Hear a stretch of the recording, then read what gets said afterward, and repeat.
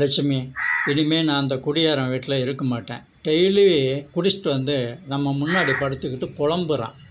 குபேரா, நீ சொல்கிறது எனக்கும் புரியுது. நான் என்ன செய்ய? நம்ம பக்தன் அவன். நம்ம மேலே அவன் அளவு கடந்த அன்பும் பாசமும் வச்சுருக்கான். லட்சுமி, நம்ம முன்னாடி அவன் படுக்கக்கூடாது. பக்கத்தில் கட்டில் கிடக்கல, அதில் போய் படுக்க வேண்டியதானே? ஏன் குபேரா என்னையை மாட்டி விடுற? தண்ணியை போட்டு அந்த பையன் என்னையும் திட்டுவான், உன்னையும் திட்டுவான். ஏற்கனவே திட்டிக்கிட்டு தான் இருக்கான். கொஞ்சம் பொறுமையாக இரு, இல்லைன்னா உன்னை தூக்கி வெளியே போட்டுருவான். வாரான் வாரான்.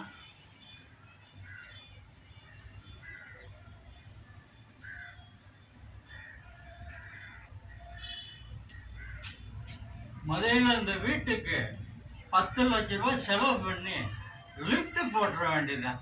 ஏற முடியல, குடிச்சிட்டு தண்ணியை போட்டு ஏற முடியல.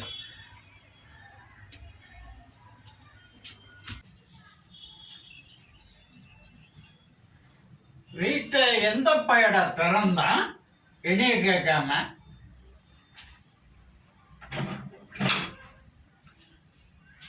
எவனா வீட்டை திறந்து போட்டிருக்கான் நாய்ங்க.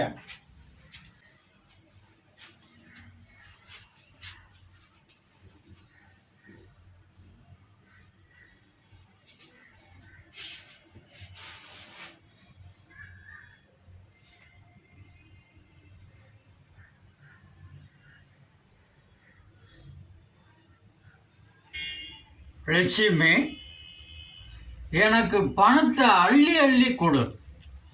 நான் நல்லா குடிக்கணும், மூக்க முட்டை குடிக்கணும், சந்தோஷமாக இருக்கணும். எனக்கு பணத்தை கொடு. அதனால் உனக்கு இந்த 50 ரூபா ட்ரிப்ஸ் வச்சுக்கோ வச்சுக்கோ.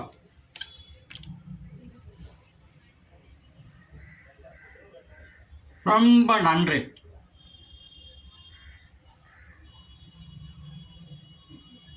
லட்சுமி, பார்த்தியா? குபேரன் அவன் கொடுக்கவே மாட்டான், நீ தான் கொடுக்கணும்.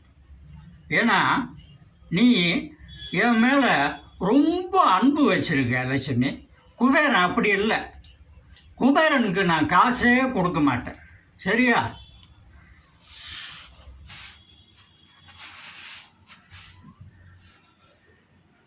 குபேரா, நாளைக்கு எனக்கு காசை கொடு. நான் உனக்கு ட்ரிப்ஸ் தரேன், இல்லைன்னா உனக்கு கிடையாது. லட்சுமி, இவன் எடுத்துக்கூடா, நீயே வச்சுக்கோ. லட்சுமி, நாளைக்கு மீட் பண்ணுறேன் நான் காசோட. லட்சுமி, பார்த்தியா, உங்ககிட்ட பணம் இல்லாத மாதிரியும் நீ ரொம்ப கஷ்டப்படுற மாதிரியும் உனக்கே 50 ரூபா கொடுக்கானே, எவ்வளோ கொழுப்பு இருக்கும். நான் என்ன செய்ய குபேரா?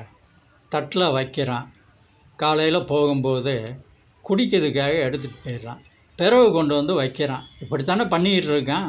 லட்சுமி, அவனை கட்டில் படுக்க சொல்லு. எனக்கு கோபம் வருது. எனக்கு சாராயம் வாடை தாங்க முடியல.